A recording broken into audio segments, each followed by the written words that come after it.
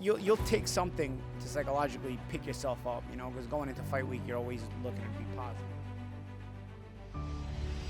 You know, we're working on what to do next. Oh man, I don't know if I can do this again. I still got something. Go through as much of a road to maybe accomplish something big, you know? Let's be honest, boxing always has too many belts. It's Ashley Fissenham from Notjustboxing. I'm here with the 2-division champion and now a bare knuckle animal, Paulie Malignaggi. How you doing? I'm good, man. How are you? I'm very good, thank you. How you finding tonight? Yeah, just got here. You know, cool little show to support. You know, see some familiar faces. I don't always get to the fights in person unless I'm working them, but this is a cool little show to participate in and see. And you're working tomorrow, yeah? Yeah, I'll be working the Badu Jack and McKillian fight tomorrow. Looking forward to that one. That should be a good one. Who you got? I don't know, man. I'm calling it, so I'm not gonna make a prediction. But it's obviously the first fight was a draw, so it's not the easiest fight to pick. But there's things to look out for, and you know I'm sure they'll be brought out in the broadcast when we talk about it. So in terms of Badu's last performance, what does he need to do differently this time to make sure it's a bit more decisive? You know, I mean, anytime you have a draw, you look at little things, little moments in the fight that you could have, you know, maybe picked up and worked when you maybe let it slide. You know, take a little bit more charge in certain parts of certain rounds where it's more of a determining factor in the eyes of the judges. You know, I don't know, closing rounds stronger. You know, there's things you look at. I'm sure Badu and his team have looked at, and even McKillian and his team have been looked at it and viewed a few different things to say, okay, we want to be stronger in this aspect or that aspect, and in order to, you know, come away with a decision this time. We'll see. You know, rematches can be very interesting because the adjustments are very much key, and we'll see who's more intelligent tomorrow night. Yeah, and I didn't know until this week, but Noel last time out, he only had 3 weeks' notice, and he didn't have Pedro in his corner. He didn't have no camp. Yeah. So that was, you know what it's like being a fighter, not having your corner there. Imagine what that must have been like last time and how it would be different now. Well, yeah, psychologically, I think that really benefits him a lot, right? I mean, he's going to feel like if I didn't have the proper amount of preparation, then in this particular time, I'm going to be way better, you know? And for Badu, I mean, he's going to be thinking, okay, you know, if Badu can look at it the opposite way, honestly. You can say, okay, there's more pressure on you when you know about the fight 2 months in advance, too. You're sure you're preparing more, but you're also thinking about the pressure, and it's a big moment. Noel hasn't been as high of a level as Badu has. So, you know, you'll take something to psychologically pick yourself up, you know, because going into fight week, you're always looking to be positive and always looking to, you know, eliminate any negativity and go into the fight on a positive vibe coming off a training camp. You know, there's things both guys can take out of that, really. Now, you're bang on. Definitely the psychology, all those little wins of what you're just trying to take just to build that confidence. Yeah, right. It's going to be a good fight. I can't wait. So let's talk about yourself. Obviously, you're coming off a great bare knuckle war. I only noticed you in the dark because I saw the scars. I was like, is that Paulie? Yeah, we're still, you know, we're working on what to do next. We'll see. You know, after the fight, I was just like, oh man, I don't know if I could do this again. I'm just, it was heavy on me. It was, you know, you're looking at the injuries and you know, all the things that you remind yourself about, like, oh, why am I doing this? And then you heal up and you're like, yo, I still got something, you know, like, and there's something you can accomplish really quickly in bare knuckle. You know, bare knuckle is not as grown of a sport as professional boxing, so you don't have to go through as much of a road to maybe accomplish something big, you know? I could have probably used my profile coming from boxing and just jump right into a title fight, you know? But I didn't want to do that because I see a lot of guys working really hard in that promotion. In BKB, I commentate the fights. So I didn't want to be disrespectful in that way to them by using my profile as a name to just jump into a title fight. So I wanted a rather tough opponent, a respectable opponent, and an opponent that would deserve that kind of platform as well. And that's why, you know, we went with Tyler Goodjohn, who had really been a pioneer for bare knuckle in a lot of ways. So I felt like if I could beat a guy like Goodjohn, who himself commands a lot of respect in that sport, then I feel like, you know, certain other fighters wouldn't look at it like I'd be gifted a title fight if I earned a title fight that way. So that's what I try to do. Obviously, now fighters are obviously calling me out left, right, and center because, you know, they want the shot, but guys, I only got 2 hands and one body. There's only one Paulie, so I can only fight so many guys, you know. And And at this age, I'm here for a good time, not a long time. So, you know, we'll see if I do this again. I certainly, once I started feeling better, my rhythm is still there. I still, you know, still kind of working on it. How are the hands? Hands, it's tough on the hands. I'll be honest with you, it's tough on the hands. I've started working out again, and you know, just to keep in a solid rhythm. But I haven't hit anything, you know. But honestly, to tell you the truth, in this whole training camp, I didn't hit a lot. I didn't. It was mostly shadow boxing and conditioning, and even the conditioning was, you know, always at around 80%. You know, I did certain particular things. I told people I worked with mace weights, mace paddle weights from addicts. Which I thought was really interesting because it's strength work with motion. So it's complementing the fighting motions, but at the same time, it wasn't high intensity. You know, where you're younger, a lot of times you're just blowing yourself out, and that's what I used to do when I was younger. And I probably would still want to do that if I was young enough, but I realize now that if I try to do that, and I was doing that later in my career, it's just going to burn you out. So I had to I think the break was good in terms of it allowed me to separate myself from the way I used to train and allowed me to be smarter, because if I would have done that back then, I wouldn't have been able to separate myself from the way I used to train. I was too emotionally attached to that way of training. So I think with a little bit of time off, it allowed me to separate myself from the way I used to train, and allowed me to be more open-minded about the way you got to train when you're older. And honestly, I got myself sharp. And like I said, even since the fight, I haven't hit anything. My hands are still healing, you know. Like my hands are not sore anymore. I mean, they're not swollen anymore, but they're still kind of sore. If I hit my knuckle, it's still a bit sore. So, you know, I don't need to hit anything. But I'm shadow boxing every single day, and I have a really good rhythm, keeping my weight down. So, you know, if I do want to fight again, I don't have to at least start from scratch this time, you know, where I can just, you know, continue this rhythm. And I feel like I'm be sharper next time, honestly, because I'm staying in the rhythm this time. I'm not letting it go. I'm not stopping. I actually just did like a 30-minute shadow boxing workout before I showered and came here, you know. Like I will do it almost every day because it costs me nothing, you know. And of course, I'm still doing the addicts weights as well with my guys Sebi and Donnie down in Florida. They're great with the addicts mace clubs, you know. Keeps my body solid as well. And again, it's not extreme. Nothing is extreme. At this age, I think if you do too much extreme stuff, you'll burn out. So, you know, it's been interesting. You know what else I do that may be underrated? I do 200 push-ups a day. I don't do them all at once. I'll do randomly 25 to 35. I'll drop and do 25 to 35 in between. But over the course of the day, I have to do at least 200 push-ups. I don't know. Maybe it's just psychological, but on top of everything else that I do, those 200 push-ups a day, I think also keep me solid. And I won't miss days. They have to be 200, at least 200 every day. So, I don't know. It's combined with a solid diet, obviously. I feel good. When I was on a construction site in Sydney every day, because I had so much free time and I was out and about, I'd just pop and do push-ups. Yeah. It's so easy to get the work in, and just when you're doing nothing, you just drop down. Yeah, and it doesn't have to be its own workout. Like you can do, if you got a second, you got a minute, just do quick, pump out 30 push-ups. You know, you might do the next set in 2 hours or whatever. You know, whatever. I just got to make sure. With those, they're not actually a workout for me. Those are just like, I have to make sure I get 200 in a day over the course of the day. You keep yourself accountable every day. Exactly, keep myself accountable. But then there, of course, like I said, there's also the daily workouts, which is the shadow boxing and the mace weights. Those are their own workouts, but they're not super crazy.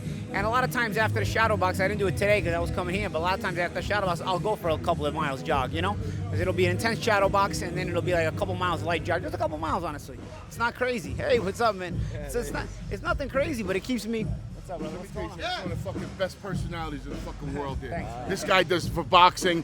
He's a Brooklynite. What do you want? He's from Brooklyn. We're New Yorkers. That's how we do things. Give me love, baby. Thank you. So, you know, I don't know. I find it. I'm finding it interesting. You know, I feel like, you know, why not, you know, see what I can get out of myself. You know, I think that even in professional boxing, the welterweight division is rather weak. It is starting to pick up now. There are starting to be some good fighters are starting to peek through again. So I don't think the welterweight division is going to be weak for a long time. It's already starting to sprout some talent. But you know, if I can make welterweight again, I'd want to, you know, consider a shot at, you know, I saw the way Pacquiao looked. I think I could beat Pacquiao right now, you know. So you think you could beat Pacquiao? Right now, yeah. I think I can beat Pacquiao right now, yeah. I saw the way he looked. I didn't think it was. I know Pacquiao had a lot of praise, and in a lot of ways, I feel like he deserves a lot of praise. In a lot of ways, I feel like he deserves a lot of praise for just being able to put the effort he gave. But I also think he looks shot. I just think Mario Barrios absolutely sucks. He sucks. He gave him so much respect. Barrios sucks. That's the worst welterweight champion in the history of the sport. But regardless, I just think that. You listen, really think? And it's not just me that says that. Listen, the story for Pacquiao doing the fight is that Pacquiao's wife watched him fight and thought he sucked so bad that he said, Manny, you could beat this guy. So Manny's wife and you know the story, I'm sure everybody heard it, convinced him that to come back and do this title fight with this guy. So it's not like I'm an anomaly by saying he sucks. The guy's own wife said, yo, this guy sucks. You could beat him right now at his age. And he came back and sure enough, probably did beat him and got robbed. But I'll be honest with you. I don't think it was a lot to do with Manny being that good. I thought Mario just sucked. But how do you see the Ryan Garcia fight going? Ryan probably knocks him out, honestly. That's what I'm saying. As a weak champion, but it's like I think Ryan can be a little bit overrated because he's got YouTube fame, but he's not bad. It's not like he's not a Barrios. Like I think I would be shocked if Ryan doesn't knock Barrios out. I would be shocked. I mean, and obviously Conor Benn's going to come back down to welterweight. Yeah. He got the win over Eubank. Yeah. He's already talking about wanting the winner of Garcia Barrios. Let's say Garcia wins. Do you see Conor Benn beating Ryan Garcia? No, I don't think Conor Benn's that good either. Honestly, I don't rate him much. He's the son of Conor, and I mean he's the son of Nigel, and obviously that it gives him a big profile. And he does fight hard, and he puts his all into it, and for that he deserves credit. I mean, he doesn't look lackadaisical or lackluster like Barrios, for example, where you're wondering what the hell the guy's even doing there. Like Conor, in the very least, even if I don't rate him as high, he's still, if I don't rate him very high, he still fights with all his passion and all his emotion. Do you think he could change your mind over the next couple of years if he knuckles down and has the right matchmaking? My matchmaking will help because and that's what he has. I mean, obviously he's so popular. You need the right matchmaking for a guy like that. He's not bad. I'm not telling you he's bad. I just don't think he's world championship level. I don't think he's bad.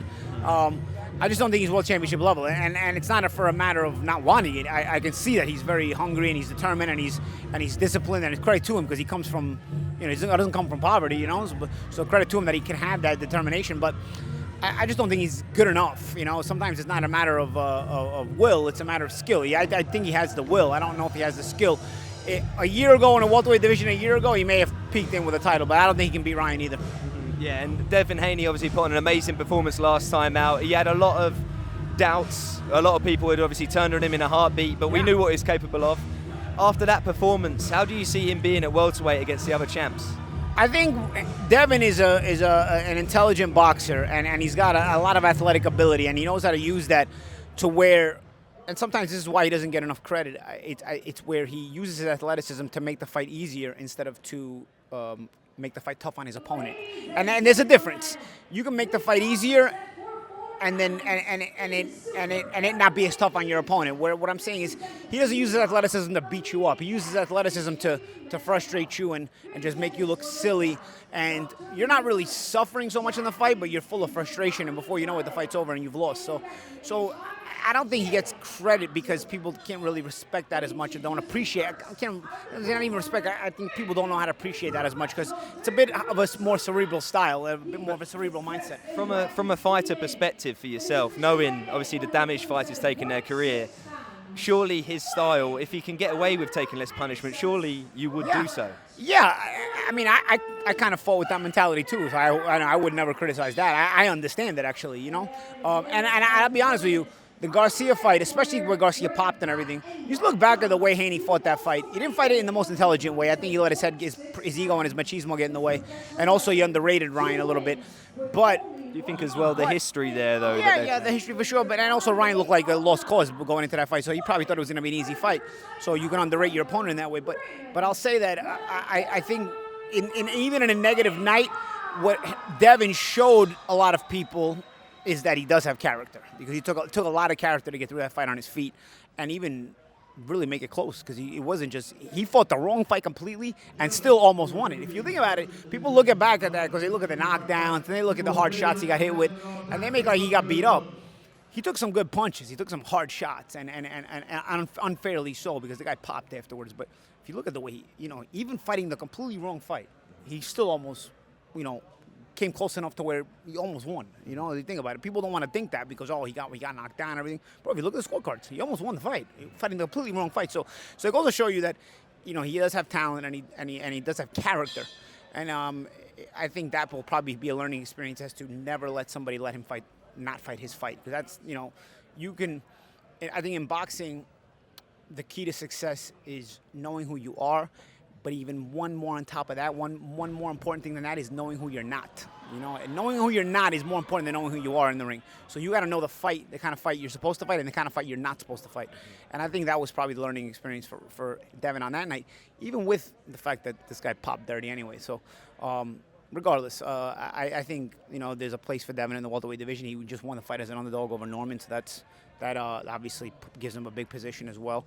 Norman probably still remains relevant. Like I said, the welterweight division now is starting to fill in again with some talent. It's not as bad as it was, say, a year ago.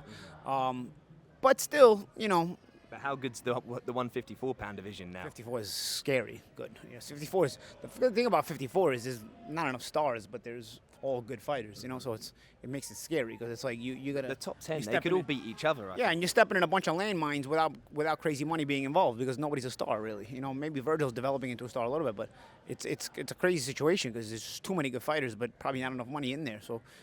They are saying about Virgil against Boots finally. That would be a good fight if that gets made. We'll see if that, right, I don't want to be teased. Hopefully it gets made. But even a guy like Murtaza Aliyev is crazy scary. Nobody wants to go near him. Everybody pretends he doesn't exist. Guy's got an IBF world title, you know what I mean? But again, it's... When you was in your prime, what was the killers as well that, at the time, in the weight above, weight below? When I was in my prime, I'll be honest, who the killer was that is... And the shame is guys like that don't get remembered, and they're underrated, and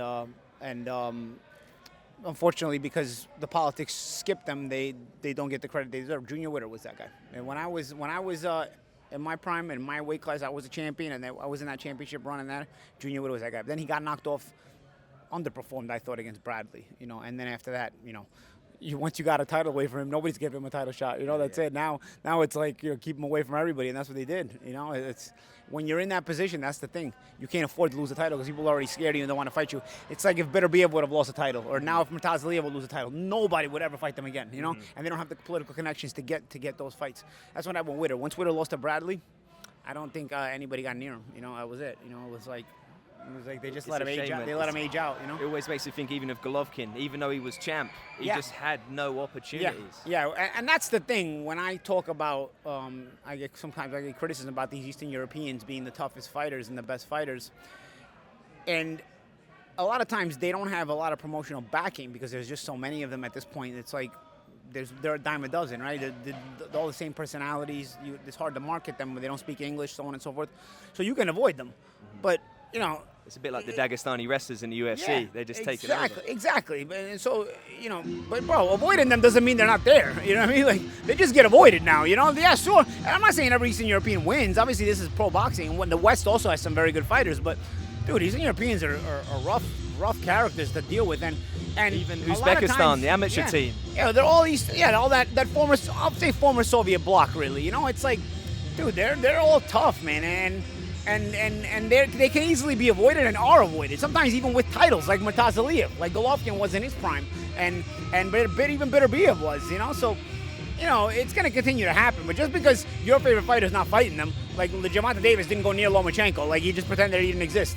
So, until it was too late. He was 36, 37. Yeah, then of course he snuck in a tweet about him. He didn't acknowledge any tweets. He didn't acknowledge any questions about him before that. Now he saw he's 36, 37. He started tweeting about him. I know, I get it. But in reality, just because your favorite fighter ducks them doesn't mean they wouldn't beat your favorite fighter. It's the way it is, Yeah. So you've got Teo against Shakur end of January. Yeah. Difficult fight. I tell you, that's a tricky one because people are, people told me about with Shakur and Teo. I think Shakur has the opportunity to be the potential to be the best fighter in the sport. I really rate him. I've always rated him. I really always felt like he could be the potential number one pound for pound. But he's another one who gets ducked a lot, doesn't get the opportunities. He's not Eastern European, but he's basically of that level where it's like he's so good that people don't want to go near him, And he's trying. He's pushing for those fights, unlike certain other guys in the same weight class who were given the profile and avoided all those fights, But, this guy, he's been looking for those fights and he finally has it. But this might be the one tricky one that is scary because Teo always underperforms, but when his back is to the wall, brings out his best. Lomachenko. Yeah, Lomachenko, and even Josh Taylor. Nobody really believed in him in the Josh Taylor fight. Granted, okay, now looking back, the Josh Taylor fight doesn't look as impressive. But going into the Josh Taylor fight, was at his best at that point. Yeah, that's what I'm saying. People was looking at Josh Taylor like he was going to beat Taylor then, too. This guy is super talented, Taylor. Taylor is amazingly talented. He's got super explosiveness, super power, amazingly talented, and underperforms so much. But when he has his back to the wall, there's something that comes out of him that makes him ultra dangerous. And that guy, when he's at his best, can possibly beat everybody in the world. I think he's the only guy to beat Lomachenko legitimately, you know? Yeah. So if you think about it. And he's powerful. Yeah, and he's powerful too. So if you think about it, and he's a naturally bigger guy, right? Because he's been a lightweight. And Shakur doesn't even cut weight at lightweight. Yeah, so that's the thing about it. Shakur is super, super good. But this could be the one scary opponent. We'll see, you know, because this is a really scary opponent here for Shakur Stevenson. And it's why it's such an interesting fight. Mm-hmm.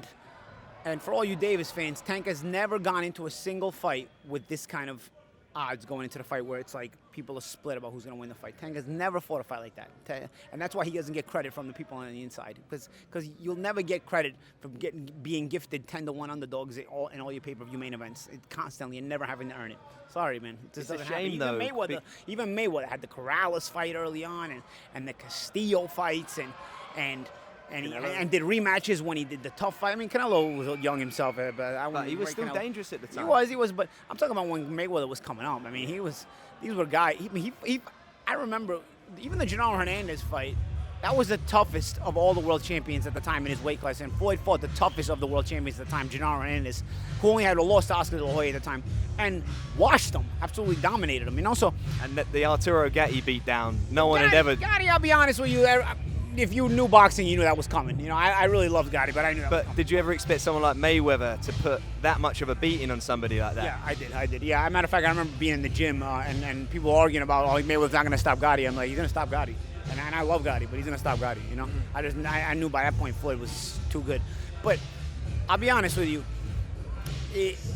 Again, he still went into fights. I don't count the Gotti fight as that kind of fight, but he still went into fights where people were going into the fight like, whoa, can Floyd really win this fight? You know, and you never had that with Gervonta Davis. You never had that. You never had a fight with Gervonta Davis where you're like, can Tank win this fight? No, he's fighting faded champions, smaller champions, guys who were never win. And once in a while, the guys will overperform, and now they get put on, like Isaac Cruz and Lamont Roach. They were both heavy underdogs, but they performed in the Davis fight, so now they get the position, you know. But if Davis knew they were that good, he wouldn't have fought them. You could tell though by his choice of opponents. He never fights anybody with a chance. Shakur called it as well, saying that Lamont Roach they shouldn't overlook at the time. Obviously, everyone thought it was an easy one for Tank. Yeah. And I remember Shakur when he said that. I started looking and I was like, why the fuck is he being overlooked? Big amateur record, done everything. I tell you what, I think it was probably the Jamel Herring fight. And also, when Lamont won the 130-pound title, it wasn't a dominant performance, you know, against Garcia, who Tank had stopped. Roach is always a perennial contender, but always kind of like never super impressive, you know. But he was always a perennial contender, solid guy. But I'll tell you what really made that, because I've spoken to Lamont and his father after and since. They're from the D.C. area. They knew Tank. They know Tank's character, or lack thereof. And they knew they could get to him in various ways. Not just physically, but also psychologically, and they brought that out. I mean, it's like Tank was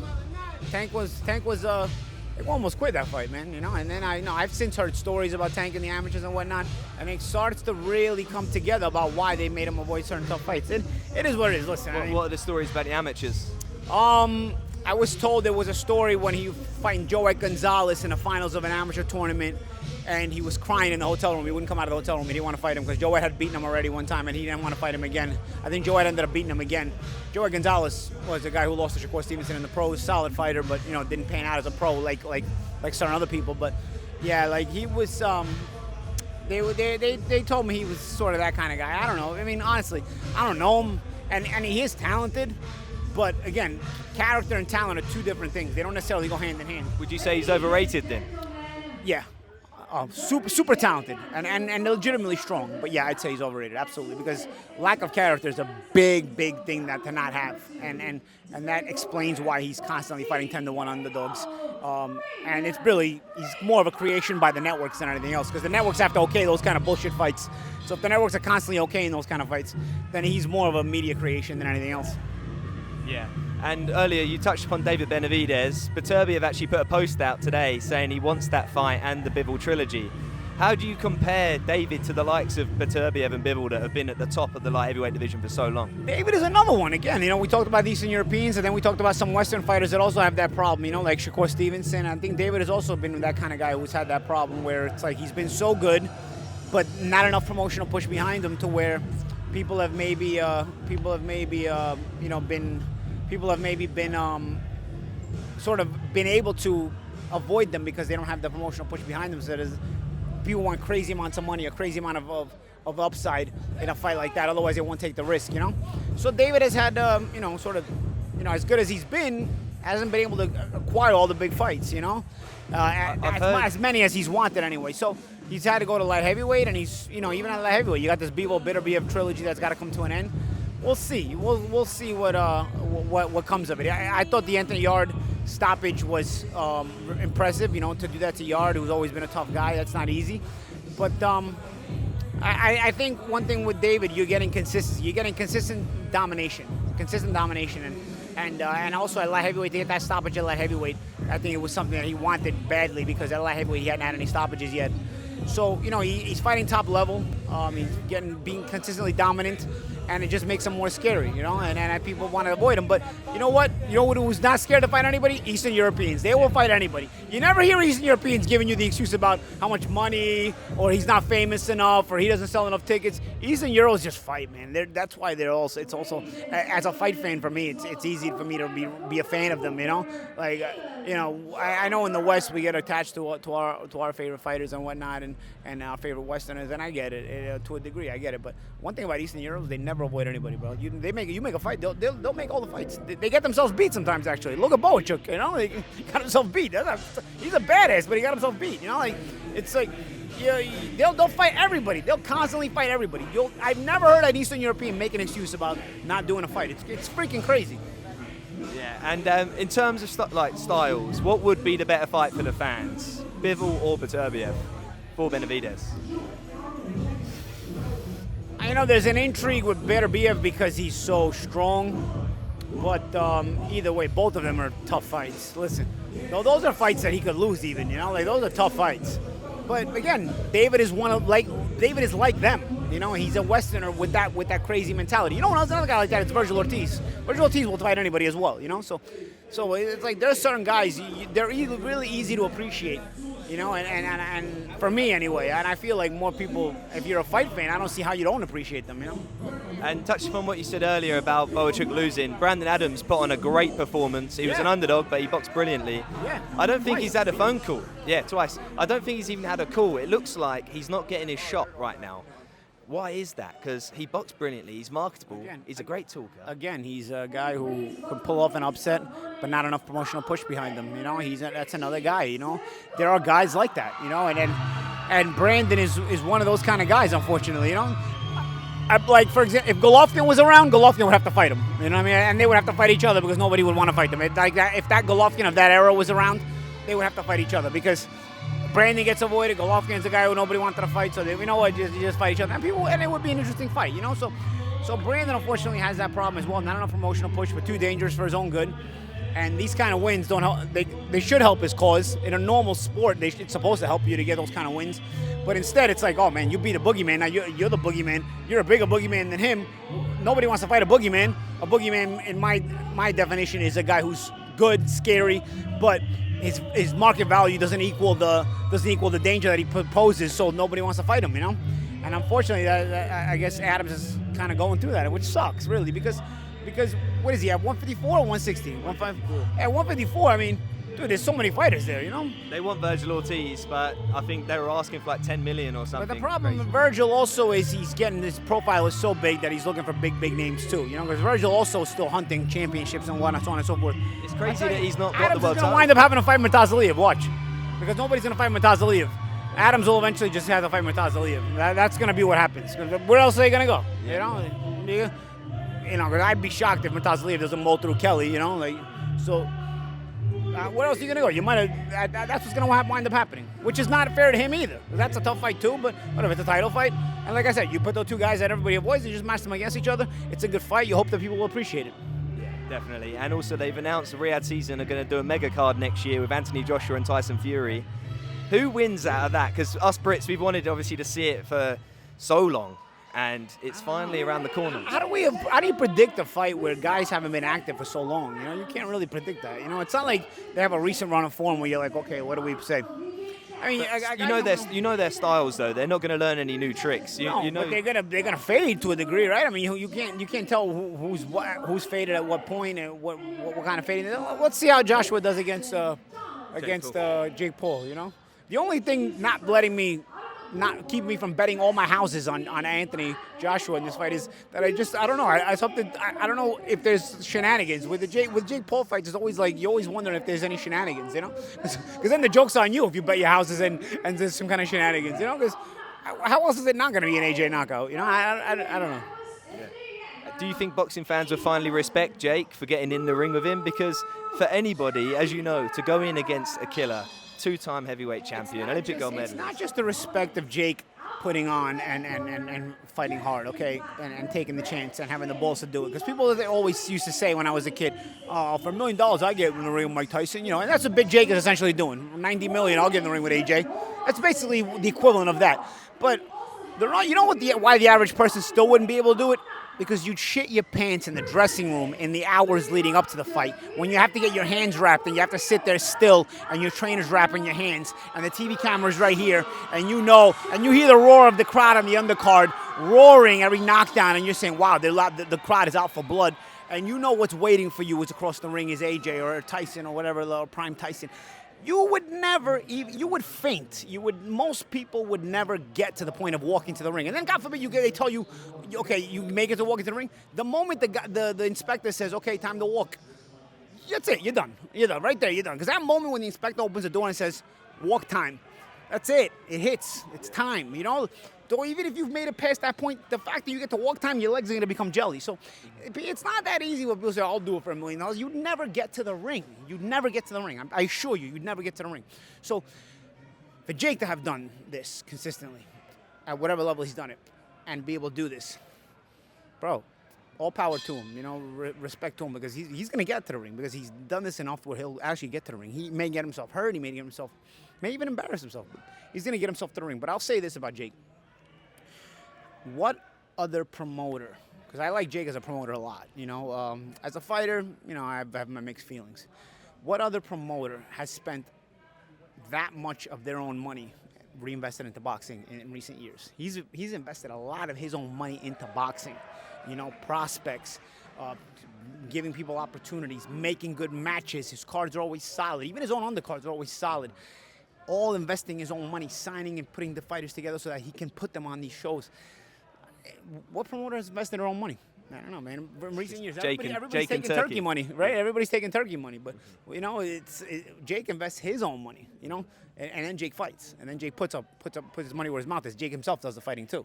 So, have you been to an MVP show? I have, yeah. I even worked some MVP shows when they first were out. I did some of the card, but then it started conflicting a little bit with Pro Box dates because my main job is Pro Box, so I had to stop working them. But I saw some of the shots. Did you go to Taylor Serrano free? No, but I worked a Serrano fight, the one where she did a 12 3-minute rounds. I worked that fight. Because the production of MVP is brilliant. When they had the MSG Theatre, they had fans coming up. It was a bit like the UFC style. High-level stuff. They've really increased the interest in women's boxing because they know what fights to make. The thing about women's boxing is it can be fun too, but a lot of women's boxing still isn't of the level of the men's boxing, right? So there's champions. Let's be honest. Boxing always has too many belts. There's more belts than there are women. So every single woman that's in boxing is going to have a belt. Even maybe not a world title, but every single woman that does boxes will be able to have a belt because there's more belts than there are women. I think somebody gave me a stat recently. There's like 117 professional boxing women in the whole world. There's like 100 belts per weight class. You know, think about all the belts they make. Every organization and all the subtle belts and everything else. Not every woman will be a world champion, but every woman literally can have a belt. What is the most prestigious belt to you?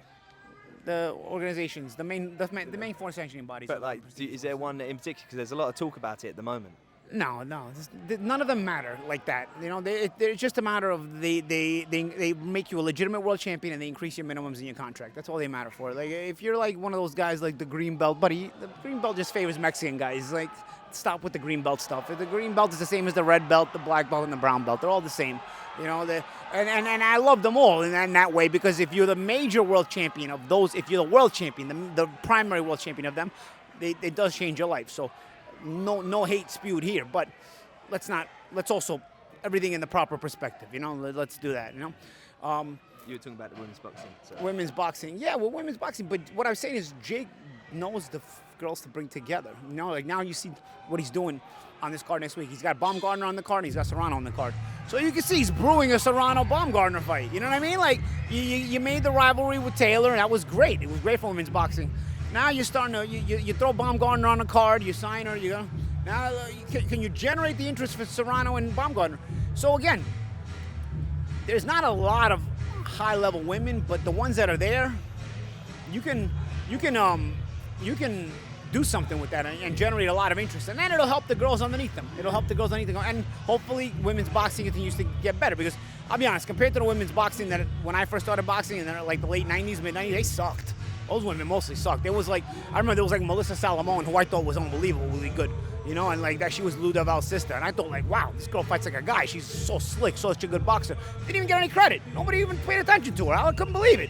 And I was like, it was about Layla Ali, you know, stuff. Herself was pretty good, but you know, I mean, it was all like, I don't know, man. I feel like there's more. So the level has definitely risen. There's better women fighters now. There's more of them anyway, but there's still not enough, you know. And by Jake doing this and putting the right matchups together in women's boxing, I think it'll grow women's boxing more, and there'll be more talent in that pool, so that then you won't have the problem that the reality that you have now, where there's more belts than women overall, and everybody gets a belt, you know. So you know, the regional titles of women's boxing really shouldn't mean anything because everybody's going to win one. Everybody could win one technically, you know. So. You know, but you're raising the profile of the sport and you're making the right matchups. There are certain fighters females that are so good, like Clarissa Shields, who's so good that they can't even find her a good enough opponent. For me, Clarissa might be the GOAT. You know, she's been an amazing boxer. I was about to ask you, who's your top 3 pound for pound? Yeah, I mean Clarissa is difficult to. You know, they've all, you know, and some of them you get attached to more because they've got the rivalries, like Serrano and Taylor had the rivalries. But I think Clarissa's just so good that it's hard to make a rivalry for her. That's the problem too, you know. I thought Sinisa Estrada was very good. She just retired, you know. So women's boxing lost a big chess piece there. But there's always going to be other women, you know. There was, you know, even the ones that have been good but haven't gotten. Sometimes they don't get the credit they deserve. Like I said, I mentioned Melissa Salomon in the late '90s. She was very, very good, and I always remember thinking like, why doesn't she get more credit? You know, even the Juarez sisters. There's one, Barbie Juarez. She's got like tons of defenses. You know, she's pretty good. Again, she doesn't get the crossover appeal, but she's been a very good fighter in female boxing. So there are the fights. You just got to make the fights. You got to make. And again, this is where Jake is intuitive. He's making the fights. He's making the fights that generate the interest because the talent level is rising, but people just don't know about it. So if you get the fights and make the interest, you'll get it done. Yeah, and I just want to go back to your fight. I didn't get to talk about Tyler Goodjohn. I'd watched him for years. He's an OG. I remember messaging him in some crazy OG fights he had. Yeah. And I was just like, you're crazy. And he's always been a good guy. And I know you said earlier that you didn't want to jump straight into a world title fight, be disrespectful. You still jumped in with a killer. And the transition from boxing to bare knuckle, when I've spoke to fighters, and you're about to explain as well, there's so many different things you have to do. Because you can't, you can explain in a second, but you haven't got a glove to protect. You can't throw 100%. There's definitely adjustments to make. Good boxing will transition you there as long as you know how to be aggressive boxer. You know, you have to know how to be first. You can't sit back on the back foot like you do in boxing, but your boxing can translate if you know what boxing to bring to there. And so, you know, I knew that already from in the first fight. I just broke my hand, you know, but in the Loba fight, I knew that already. But with Goodjohn, it was, I wanted the respect. I wanted the respectable opponent. I also felt like bare knuckle boxing is getting a lot more popularity now, and guys that were pioneers of it, like Tyler Goodjohn, like Sean George, a guy he had a good rivalry with, they weren't getting the credit because it's almost like it got popular after they came by already. So those guys... Jimmy Sweeney? Jimmy Sweeney. Yeah, there's guys I'm not even mentioning, that I don't know them all, So it's like those guys really were pioneers, and people that make money in bare knuckle boxing today, all those guys a big debt of gratitude. And so when I had to figure out what I'm gonna fight, and it was kind of easy. Like, everybody wanted to call me out, but bro, you're not as exciting as Tyler. You don't have the accolades of Tyler. I could go for a world title and skip everybody, but no, I'm gonna fight Tyler because Tyler deserves also a promotion where he gets his kind of to put his name out there too. Because I feel like those there's a bunch of those guys that just weren't appreciated enough for me. And so I was able to do that with Tyler. And yeah, I knew it was a risk. I might have got beat. As a matter of fact, the odds makers in England had me as the underdog. So, obviously I realized I might get myself beat. But I also didn't want to just get a title fight where I'm like, okay, I'm going to get a title fight. I want to be like, if I get a title fight, I want it to show that it's at least earned, Yeah. So that's why I went with it. And I had my hands full, man. I literally had my hands full. That was a tough fight. And also the hospital saga, you had an absolute nightmare, didn't you, in the waiting room? I still have an infection above my eye, dude. It's been 2 months, all right? Your NHS sucks balls. You understand the kind of, I don't know how you people live over there in England. And it's not an insult to the English people. It's an insult to the English government. You guys, what is wrong with you, dude? How do you have an NHS and a health service like this?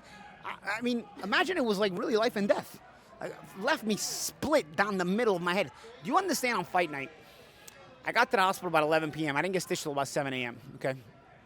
And I was falling asleep in the waiting room because it's the middle of the night, and I'm kind of dozing off. I would wake up because my whole forehead is split. Blood is still leaking. It's not like, so I would wake up with crusted blood in my ear because it would dry. My head would tilt over, and then the blood would drip into my ear, and I wake up like, oh, where am I? You wake up and you're like, oh, and you're wiping your face. It's crusted blood here, crusted blood in my ear. What kind of third world country crap was this, man? It was crazy. It was absolutely insane. No ice for my hands. I asked for ice all night. I never got ice for my hands. Ice, bro. I don't know what it is about Europe, because even in Italy, when I ask for ice, even in a restaurant, they give you like one ice cube. I don't understand what it is in Europe and ice cubes and ice in general. Ice and napkins. In Europe, ice and napkins are hard to come by. I don't know why. I don't know what it is about Europe with the ice and the napkins. Mind you, my family's European, so I get it. I have the same problem in Italy when I go there. But it's really, really strange. But I needed ice packs. My hands were like triple the size. Didn't get ice all night. By the time I left the hospital, I couldn't even close my hands anymore because the swelling had just blown up to tremendously. What was their reasoning? And you're right, the NHS... They told me they had no ice. They just told me they had no ice. No, what was the reasoning for not being stitched up for like... They told me they didn't have a guy who could stitch you. Imagine, an entire hospital doesn't have a guy who can stitch me. And then, mind you, they made it like it was going to have to be a qualified guy. That's why. I saw a plastic surgeon in New York, a plastic surgeon friend of mine in New York last week. He looked at at everything because he looked at this with this. There's an infection here, so he had to look at this. And I have a little bump on this. He ducked 5 seconds later. He ducked. Imagine. So no, I have a bump here on this scar. There's a bump here on this scar, and my the plastic surgeon just injected a cortisone to bring the bump down. So there's a little bump still here. But he said the reason there's a bump here is because, if I don't want to misquote him, but they stitched it evenly. You're supposed to stitch it like down so that when it rises evenly. So even this stitching was amateur-esque. Like, you stitch me, and then like since you stitched it evenly instead of on down, now it came up and it bubbled up into a bump. You know what I mean? The guy had to give me a cortisone shot to knock down the bump a little bit. I don't know if you see it. It's much smaller now. It's much smaller. And it was much bigger last week. It's like, bro, these are medical people. I feel like they just took somebody like me off the street. Like, yo, hey, you want to stitch people up? You want to work in a hospital? Like, I only recognize you over there because I saw the scars. Wild. Don't get me wrong. The scars are bad anyway. But the cuts were bad anyway. But the way this was handled, for example, my family's from Sicily. When I'm in Sicily, if I go to the hospital, I know it's going to be like second rate. I know Sicilian hospitals aren't very qualified. But I did not expect an English hospital to be closer to a Sicilian hospital than it would be to an American hospital. I thought English hospital, because it's England, I thought it would have been like the same level of service as an American hospital. Wild, bro, wild, honestly. Wild. And if people talk about, free healthcare for you, if that's free healthcare, bro, take it. You guys can keep it, bro. You'll die there. You'll die. In a hospital like that, you'll die. So what they're doing is... Like, look at this. I had to get this injected as well. I'm going to have to get this cut out. If I don't spot this, bro, this infection can go in my eye. I can go blind. over a moronic stay in a hospital. You understand me? Like this thing is this is black. This is 2 months. It's been 2 months since my fight. This is black over my eye. This is what we're dealing with, bro. We're dealing with the lowest of the low. We're dealing with like they just put people that should be working at Burger King and they put them in the hospital, and that's what we're dealing with. Honestly, what else can I be blunt? I mean, that's what it feels like we're dealing with. I've never ever would have thought that in England there would be a hospital system like this. Amazing. I'm baffled. And people that are saying, our tax money goes to you, buddy. It's not nothing to do with your tax money. It could have been me. It could have been you. It doesn't matter. It ain't like it made a difference. Somebody showed up with big cuts on their head. The service is going to be the same whether it was me or whether it was you. I'm just letting you know the kind of service you have. That's it. It does fucking suck, yeah. Oh. So what I've noticed in America since I've been here in April, I've spent quite a bit of time in San Diego now, or maybe I'm lucky for being in California, but everything's so smooth here. Yeah. Everything, like the processes, the customer service is better. I'll tell you what, what's funny is it's not as smooth as it may have used to be. I'm telling you, I've been in America all my life. It used to be smoother. So like a lot of times as Americans, we think like, this thing goes, we remember it when it was smoother. But then you go somewhere else and you're like, whoa, all right, I'll take the non-smooth American way over the regular way somewhere else, because that's crazy. I mean, I still got to handle this. I'm going to probably have to go get this cut out next week, because I can't keep letting this deal. I want to start training for a fight soon, so I want to make sure I have this. If I got to get this cut out, maybe I need a stitch here or two, so I got to handle this soon. Looking at the division, who do you want to fight? Rolando D. He just won the title over Liam Reese. I want to fight D in the title fight. He just won the title. He got his eye closed, so he'll probably have to come back. I'm also looking at some glove boxing, because now people see, okay, Paulie still got it a little bit, so people are starting to contact me. I'm getting discussions, exhibitions, boxing, and we'll see. But I as far as from an accomplishment perspective, I'd really like to win a title at BKB. I think it's doable. Boxing-wise, who knows? Maybe I do a fight and maybe there's a Pacquiao fight there or something. We'll see. Or maybe a title fight.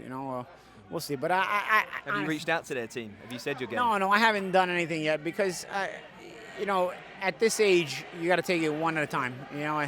There have been talks coming my way, not so much about Pacquiao, but other things.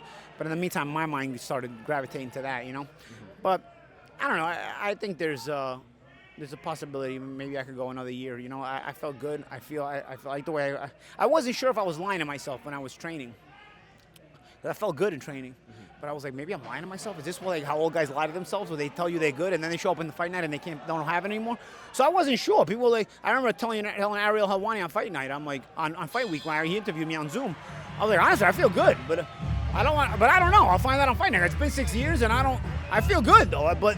Maybe I'm one of those guys that's lying to themselves. How many times have I seen the old guy tell me he feels great?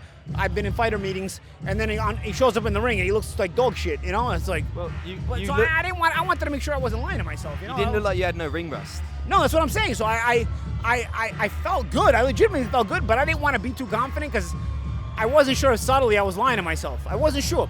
So now I know. Okay, I still got it, but again. I don't want to get too much ahead of myself, because at this age, you just don't know when it falls off the cliff.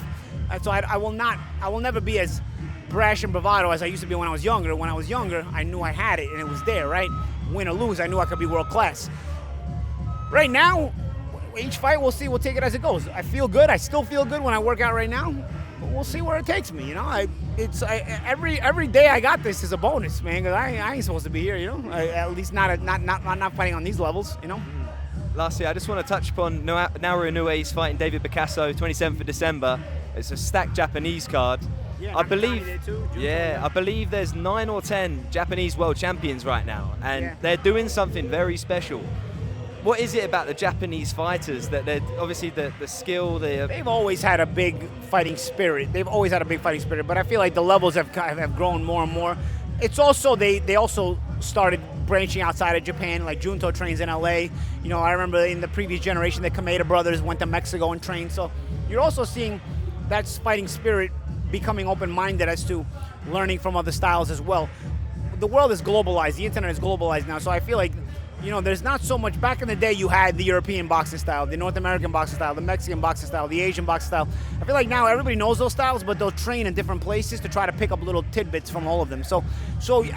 And it makes somebody who's talented have the ability to absorb more than they could have before, you know? So I think the Japanese fighters always had that mental stability, warrior mentality, mentally strong, and now it's just a matter of, you know, they've branched out a little bit, you know, and Inoue's a great fighter, Junto Nakatani's a great fighter, you got some of the other champions you mentioned, great fighters, and like I said, I remember the Kameda brothers branched out, I went to Mexico, you know, so you're starting to see a little bit open-mindedness everywhere, and it creates better fighters.